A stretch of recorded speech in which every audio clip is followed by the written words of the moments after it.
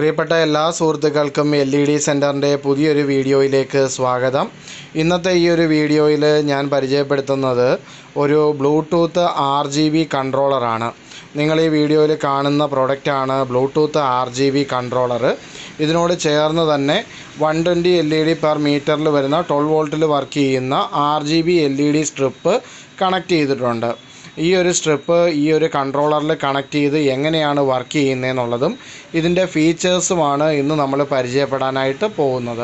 അപ്പോൾ നിങ്ങൾ ആദ്യമായിട്ടാണ് എൻ്റെ ഈ ഒരു ചാനൽ കാണുന്നതെങ്കിൽ ചാനൽ സബ്സ്ക്രൈബ് ചെയ്യുക, ഒപ്പം തന്നെ അടുത്തുള്ള ബെല്ലൈക്കൺ കൂടെ പ്രസ് ചെയ്യുക. അപ്പോൾ ഞാനിടുന്ന വീഡിയോസ് നിങ്ങൾക്ക് നോട്ടിഫിക്കേഷനായിട്ട് അപ്പോൾ തന്നെ ലഭിക്കുന്നതായിരിക്കും.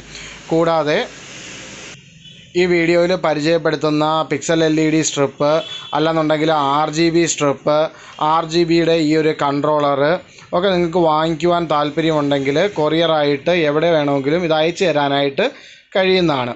അതിനു വേണ്ടിയിട്ട് നിങ്ങൾ ഈ വാട്സപ്പിൽ ബന്ധപ്പെടുക. ഈ ഡിസ്ക്രിപ്ഷനിൽ എൻ്റെ വാട്സപ്പ് നമ്പർ കൊടുത്തിട്ടുണ്ട്.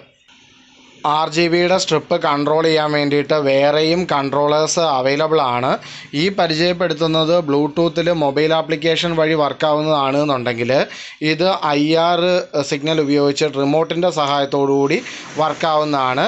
ഇത് സ്ലിം ടൈപ്പ് ആപ്ലിക്കേഷന് വേണ്ടിയിട്ട് ഉപയോഗിക്കാൻ കഴിയുന്നതും ഇത് കുറച്ചുകൂടെ വലിയ ആപ്ലിക്കേഷന് വേണ്ടിയിട്ട് ഉപയോഗിക്കാൻ കഴിയുന്ന രീതിയിലുമുള്ള RGB കൺട്രോളറാണ്. അപ്പോൾ നിങ്ങൾക്ക് ഏത് റേഞ്ചിലുള്ള RGB LED കൺട്രോളർ വേണമെന്നുണ്ടെങ്കിലും അവൈലബിൾ ആണ്. അപ്പോൾ ഇന്നത്തെ ഈ ഒരു വീഡിയോയിൽ ഡീറ്റെയിൽഡായിട്ട് പരിചയപ്പെടുത്തുന്നത് ഈ കാണുന്ന SP623E എന്ന് പറയുന്ന RGB കൺട്രോളറാണ്. ഇത് ബ്ലൂടൂത്തിൻ്റെ സഹായത്തോടു കൂടിയാണ് വർക്ക് ചെയ്യുന്നത്.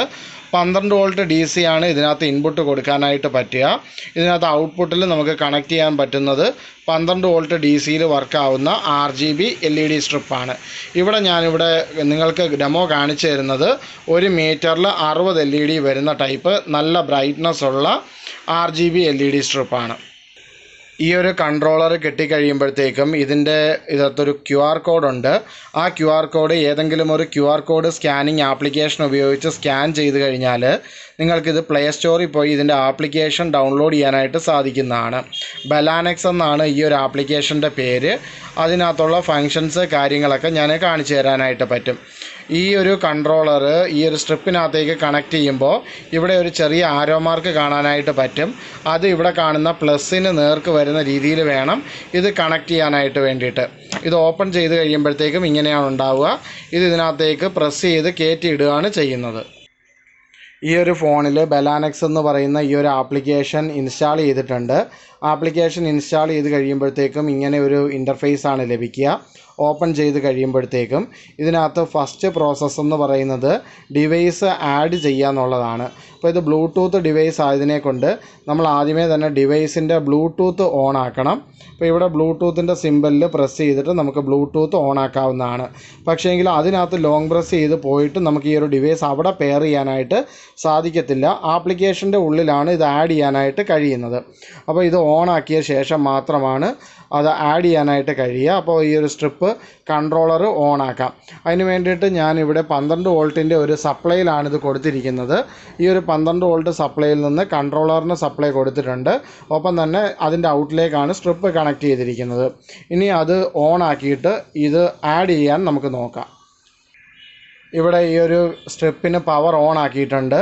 ഓൺ ആക്കുമ്പോൾ തന്നെ അതിനകത്ത് LED വർക്ക് ചെയ്യുന്നത് കാണാം. ഇവിടെ ആപ്ലിക്കേഷനകത്ത് മുകളിൽ പ്ലസിൻ്റെ ഒരു സിമ്പലുണ്ട്. അവിടെ കുത്തി കഴിയുമ്പോഴത്തേക്കും ആഡ് ഡിവൈസ് എന്ന് പറയുന്ന ഒരു ഓപ്ഷൻ നമുക്ക് ലഭിക്കുന്നതാണ്. ആ ആഡ് ഡിവൈസിൽ ക്ലിക്ക് ചെയ്ത് കഴിയുമ്പോൾ ഇതിനകത്ത് ആക്റ്റീവായിട്ടുള്ള ആ ഒരു കൺട്രോളറിൻ്റെ പേര് കാണിക്കും. അതിനകത്ത് ക്ലിക്ക് ചെയ്ത് കഴിയുമ്പോഴത്തേക്കും ആഡിങ് എന്ന് പറയുന്ന ഒരു ഓപ്ഷൻ കാണാനായിട്ട് പറ്റും. അപ്പോൾ ഈ ഒരു കൺട്രോളർ അതിനകത്തോട്ട് ആഡായി കഴിഞ്ഞിരിക്കുകയാണ്. ഇവിടെ മൊബൈൽ ആപ്പിലോട്ട് ഈ ഒരു ഡിവൈസ് കണക്റ്റ് ആയിട്ടുണ്ട്. മൊബൈൽ ആപ്പിലോട്ട് ഡിവൈസ് കണക്റ്റ് ആയി കഴിഞ്ഞാൽ നമുക്കിവിടെ ഓട്ടോ മോഡിലോട്ട് ഇടാൻ കഴിയും. ഓട്ടോ മോഡിലോട്ട് ഇടുമ്പോഴത്തേക്കും ഈ ഒരു സ്ട്രിപ്പിനകത്ത് ബ്രൈറ്റ്നസ് ആ ഒരു കളറ് ഫങ്ഷൻസ് മാറി മാറി ഓട്ടോമാറ്റിക്കായിട്ട് വരുന്നതായിരിക്കും. പല മോഡുകൾ ഇങ്ങനെ വരും. ഫ്ലാഷിംഗ് മോഡുണ്ട്, ഇങ്ങനെ കുറേ അധികം മോഡുകളുണ്ട്. അതിന് ശേഷം ഇവിടെ വന്നു കഴിഞ്ഞാൽ നമുക്ക് ഇതിൻ്റെ സ്പീഡ് കുറയ്ക്കാനും കൂട്ടാനും പറ്റും. ഇപ്പോൾ സ്പീഡ് കുറഞ്ഞു, ഇപ്പോൾ സ്പീഡ് കൂടി എന്നുള്ളതാണ് അവിടെ വരിക. പിന്നെ ഇവിടെ വെച്ചിട്ട് വേണമെങ്കിൽ നമുക്കിതിൻ്റെ ബ്രൈറ്റ്നസ് കുറയ്ക്കാനും ബ്രൈറ്റ്നസ് കൂട്ടാനും പറ്റും. അങ്ങനെ ഒരു ഫങ്ഷൻ അവിടെയുണ്ട്. പിന്നെ ഇവിടെ സോളിഡ് കളർ എന്ന് പറഞ്ഞിട്ടുള്ള ഒരു ഓപ്ഷൻ ഉണ്ട്.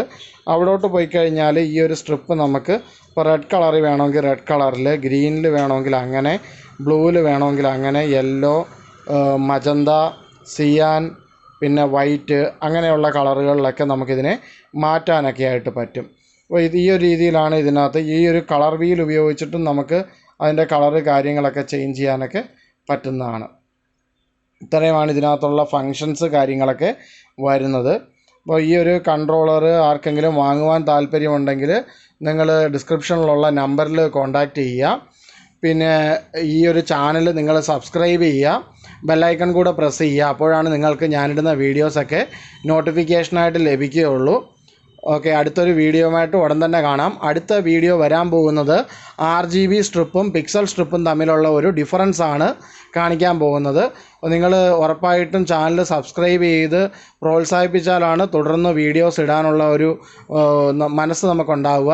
ഈ ഒരു എഫക്റ്റൊക്കെ ബസ്സിൻ്റെ ഗ്ലാസ്സിലൊക്കെ കൊടുക്കാൻ പറ്റുന്ന ഒരു എഫക്റ്റാണ്. നെയിം ബോർഡിനൊക്കെ മാരകമായിട്ടുള്ള ഫ്ലാഷിംഗ് ആണ് ഇതിനകത്തുനിന്ന് വരുന്നത്. അപ്പോൾ നിങ്ങൾക്ക് ഇതുപോലുള്ള കാര്യങ്ങളൊക്കെ ചെയ്യാൻ താല്പര്യമുണ്ടെങ്കിൽ കോൺടാക്റ്റ് ചെയ്യുക. എല്ലാവിധ ടെക്നിക്കൽ സപ്പോർട്ടും കാര്യങ്ങളും ഒക്കെ തരുന്നതായിരിക്കും. ഓക്കെ, അടുത്തൊരു വീഡിയോയുമായിട്ട് വേഗം തന്നെ കാണാം. ബൈ.